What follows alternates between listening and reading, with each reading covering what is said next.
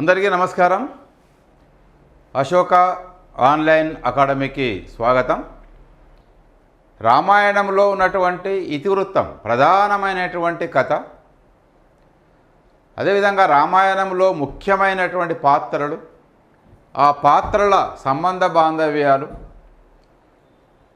ఆ తర్వాత రామాయణంలో ఉన్నటువంటి ముఖ్యమైన ప్రదేశాలు లేదా ప్రాంతాలు, అదేవిధంగా రామాయణంలో పేర్కొనబడినటువంటి ఆయా రాజుల వంశక్రమాలు, ఆయా రాజుల వంశ వృత్తాంతాలు, వీటి గురించి మనం సమగ్రంగా చెప్పుకోవడం జరిగింది. రామాయణం గురించి అంటే రామాయణానికి సంబంధించినటువంటి ప్రశ్నలు పాత్రల సంబంధాల గురించి అడగొచ్చు, ప్రాంతాల గురించి అడగొచ్చు, లేదా కథ సంఘటనల గురించి అడగొచ్చు, లేదా ఆ వంశానికి చెందినటువంటి రాజుల గురించి కూడా అడగొచ్చు. ఈ క్రింది వాటిలో సీతకు సంబంధించని పదము ఏది? ఈ క్రింది వాటిలో భిన్నమైనది అంటాడు. సీత అనే పదం కూడా వాడాడు. ఈ క్రింది వాటిలో భిన్నమైన పదము అంటాడు. ఎగ్జామ్లో ఇలా ఇస్తాడు. క్రింది వాటిలో భిన్నమైనది, ఒకటి సీత అంటాడు, 2 మైథిలి అంటాడు, 3 మండోదరి అంటాడు, 4 జానకి అంటాడు. ఇందులో భిన్నమైనది ఏంటంటే మండోదరి అనేటువంటిది భిన్నమైనటువంటిది. మిగిలిన 3 కూడా సీతకు సంబంధించిన పదాలు. సీత, మైథిలి, జాన అంటే ఈ పాత్రల పట్ల అవగాహన ఉన్నప్పుడే మనకది సమాధానం గుర్తించడం అనేది సులభమవుతుంది. అదేవిధంగా సీత ఈ క్రింది వాటిలో భిన్నమైన పాత్ర. సీత, ఊర్మిళ, అదేవిధంగా మాండవి, శృతకీర్తి. ఈ క్రింది వాటిలో భిన్నమైన పాత్ర, ఒకటి సీత, 2 ఊర్మిళ, 3 మాండవి, 4 శృతకీర్తి. ఈ 4 పాత్రల పట్ల అవగాహన ఉన్నప్పుడే కరెక్ట్ సమాధానం గుర్తించగలరు. సీత, ఊర్మిళ, మాండవి, శృతకీర్తి. ఇందులో భిన్నమైన పాత్ర ఏది? సీత భిన్నమైన పాత్ర. ఎందుకు సీత భిన్నమైన పాత్ర అంటే వీరు ముగ్గురు కూడా తల్లి గర్భము నుండి జన్మించినటువంటి వారు.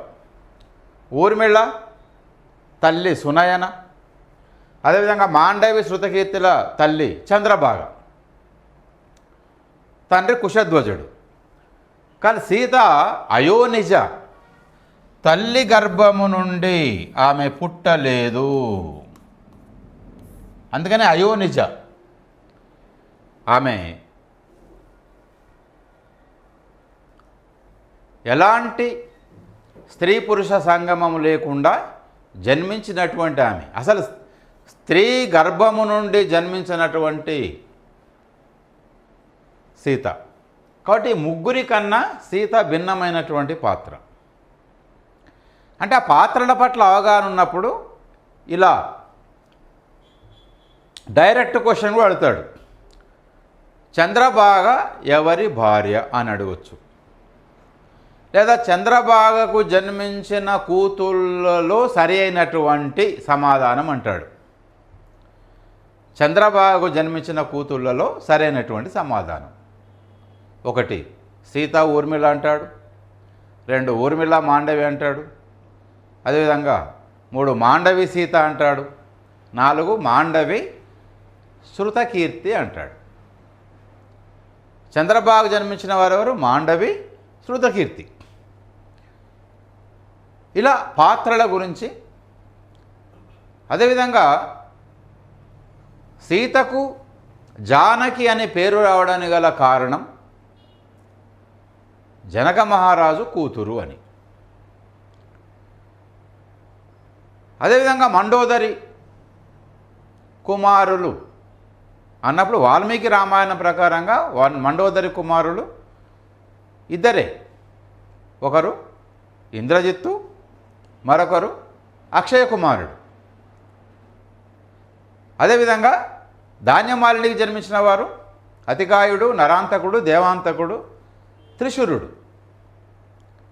కానీ ఆధ్యాత్మ రామాయణం, తులసి రామాయణం ప్రకారంగా ధాన్యమాలినికి నలుగురిలో అంటే అతికాయుడు మండోదరి కుమారుడు, మండోదరికి ముగ్గురు, ఇంద్రజిత్తు, అక్షయ కుమారుడు, అతికాయుడు. ఇక్కడ ధాన్యమాలినికి ప్రహస్తుడు, నరాంతకుడు, దేవాంతకుడు, త్రిశూరుడు అని. త్రిశూరుని ప్రస్తావన ఏ ఏ కాండాలలో వస్తుంది అంటే అరణ్యకాండలో ఈ క్రింది వారిలో త్రిశూరుని చంపినవాడు అంటాడు. అంటే కాంట్రవర్సీ వాడు త్రిశూరుని చంపినవాడు అని ఒకటి శ్రీరాముడు ఇస్తాడు,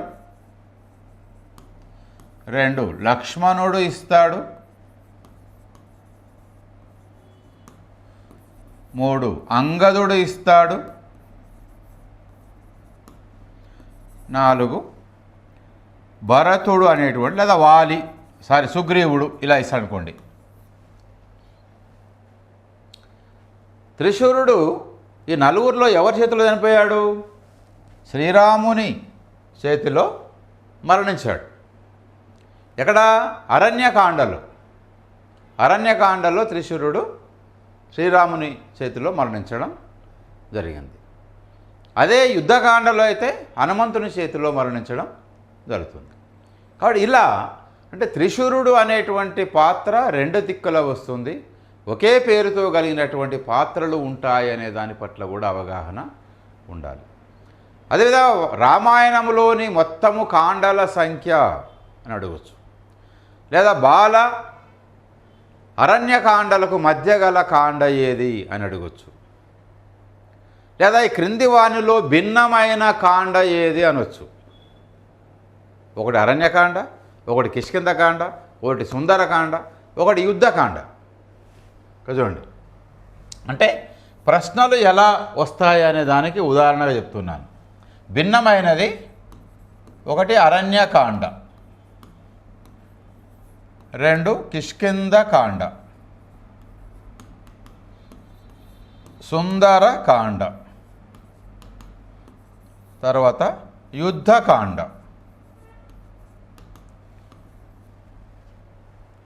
ఇందులో భిన్నమైన కాండ ఏది? మీకు తెలిసిపోతుంది. ఎప్పుడు తెలిసిపోతుంది? కథ పట్ల అవగాహన ఉన్నప్పుడు తెలిసిపోతుంది. అంటే ఇందులో భిన్నమైన కాండ సుందరకాండ. ఎందుకు సుందరకాండ అంటే మిగిలిన కాండల్లో రాముని కార్యశీలత్వం కనబడుతుంది, ఆయన కార్యాచరణ కనబడుతుంది, ప్రత్యక్షంగా అందులో కనబడతాడు. కానీ సుందరకాండలో ప్రత్యక్షంగా రాముడు ఎక్కడ కనిపించాడు. పరోక్షంగా అతని ప్రస్తావన ఉంటుంది, కానీ ప్రత్యక్షంగా ఎక్కడ కూడా కనిపించదు. కాబట్టి ఇలా అంటే అరణ్యకాండ, కిష్కింధకాండ, సుందరకాండ, యుద్ధకాండ అని ఇచ్చింది. ఇందులో భిన్నమైనది ఏదన్నప్పుడు సుందరకాండ. అదేవిధంగా సీతను రావణుడు అశోకవనములో ఏ చెట్టు కింద ఉంచాడు? అశోకవనములో అశోక వృక్షం ఉంటుంది కదా, ఇంకేముంటుంది అని అనుకుంటారు. కాదు, శింషుపా వృక్షం కింద. అంటే ఇది శింషుపా వృక్షం అనేటువంటిది అది జట్రేగి చెట్టు లేదా ఇరుగుడు చెట్టు అంటారు. ఆ చెట్టు కింద సీతను ఉంచడం జరిగింది.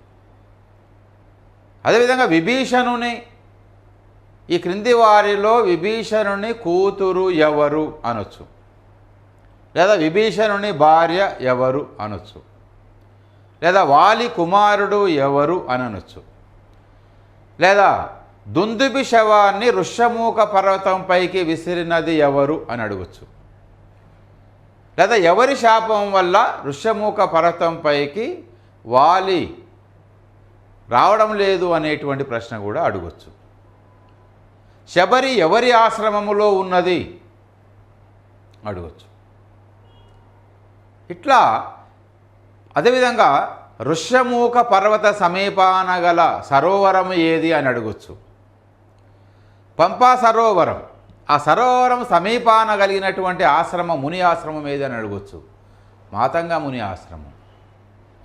హనుమంతుడు సముద్రాన్ని లంఘించడానికి ఏ పర్వతాన్ని అధిరోహించాడు అని అడగొచ్చు. హనుమంతుడు సముద్రం మీద వెళ్తుంటే తన మీద సేద తీర్చుకుమని కొద్దిసేపు కాలు మోపి వెళ్ళమని చెప్పినటువంటి పర్వతుడు ఎవరు అని కూడా అడగొచ్చు.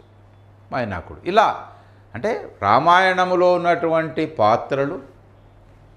పాత్రల సంబంధాలు, ప్రాంతాలు, అదేవిధంగా ఆయా రాజుల వంశక్రమాల్లో ఆ వంశాల్లో ముఖ్యమైనటువంటి రాజుల గురించి కూడా అడగొచ్చు. ఎవరి పేరు మీదుగా సాగరం అనే పేరు వచ్చింది అంటే సగరుని పేరు మీదుగా, సగరుని పుత్రులు భూమిని తవ్వడం వల్ల సముద్రం ఏర్పడిందని, దానికే సాగరం అనేటువంటి పేరు వచ్చిందని చెప్పడం జరిగింది.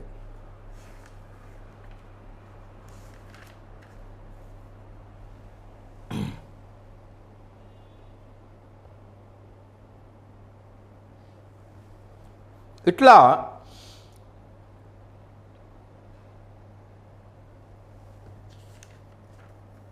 ఎన్ని విధాలుగానైనా ప్రశ్నలు.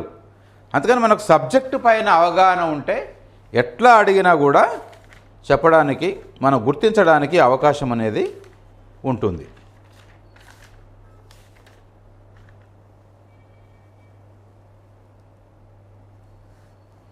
ఇక రామాయణం సుమారు 15-16 మనకు 17 గంటల్లో చెప్పగలిగినాం. 17 గంటలు అంటే కాండకు 2 గంటల చొప్పున వేసుకున్నా కూడా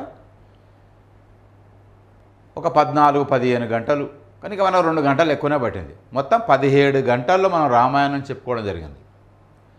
అంటే ఈ రామాయణములో ఇంకా ఏమైనా ఎక్కడైనా మిస్ అయినవి ఉంటే మీకు సమగ్రంగా మీకు నోట్స్ రూపంగా కూడా తర్వాత అందించడం జరుగుతుంది. అందులో ఎలాంటి డౌట్ లేదు. చెప్పేటప్పుడు మాత్రం శ్రద్ధగా వినండి, అదేవిధంగా నోట్ చేసుకోండి, రాసుకోండి. ఆ అలవాటు చేసుకుంటే ఏంటంటే మీరు ఎవరైతే రాసుకునే అలవాటు, చెప్పేటప్పుడు రాసుకునే అలవాటు చేసుకుంటారో వారే శ్రద్ధగా వినగలుగుతారు. కాబట్టి ఆ శ్రద్ధగా వినే అలవాటు కూడా, ఏకాగ్రతతో వినే అలవాటు కూడా పెంపొందుతుంది. మనం ఎన్ని గంటలు చదివిందనేది ముఖ్యం కాదు, ఎంతసేపు విన్నదనేది ముఖ్యం కాదు, మనం ఎంత మనసు పెట్టి వింటున్నాము, ఎంత మనసు పెట్టి చదువుతున్నాము అనేది ముఖ్యం. కాబట్టి మనస్సును మన ఆధీనంలో ఉంచుకొని చదవాలి. ప్రపంచ విజేత అంటే ఎవరో కాదు. ప్రపంచ విజేత అంటే మనసును జయించిన వాడే ప్రపంచ విజేత. మనసును జయించలేకనే చాలామంది పతనమైపోయారు. అలా పర్వత శిఖరాలను అధిరోహించినటువంటి ఉన్నత స్థానాల్లో ఉన్నటువంటి వారు కూడా పతనమయ్యారంటే మనసును జయించలేక. రావణుడు అంతటి వాడు రాక్షసుడిగా మారాడంటే అతని మనసు చే ప్రేరేపితుడై ఫలానా స్త్రీ కావాలనేటువంటి కోరిక. అందుకే దేని పట్ల అయితే మనిషికి ధ్యాస ఉంటుందో దాని పట్ల ఆసక్తి ఉంటుంది. ఈ దేని పట్లయితే బాగా కోరిక ఉంటుందో అది కావాలనేటువంటి, దాన్ని పొందాలనేటువంటి భావన కలుగుతుంది. ఒకవేళ పొందకపోతే కోపం కలుగుతుంది. ఆ కోపంలో ఏదైనా చేయగలుగుతాడు. ఆ పొందడంలో ఏదైనా అవరోధం కలిగితే ఏదైనా చేయడానికి సిద్ధపడతాడు. అందుకనే ధ్యాయతో విషయాన్ పుంస సంగత్ సంజాయతే కామః కామాత్ క్రోధాపి జాయతే క్రోధాత్ భవతి సమ్మోహ అని భగవద్గీతలో శ్రీకృష్ణుడు చెప్పాడు. అందుకని మనసును జయించిన వాడే ప్రపంచ విజేత. మీరు మీ మనసును జయిస్తే మీరు విజేత అవుతారు. సరే, ప్రపంచ విజేత పక్క పెట్టినా మీరు ఉద్యోగాన్ని సాధిస్తారు. అంటే మీ మనసును మీ ఆధీనంలో ఉంచుకోవడానికి ప్రయత్నం చేయండి.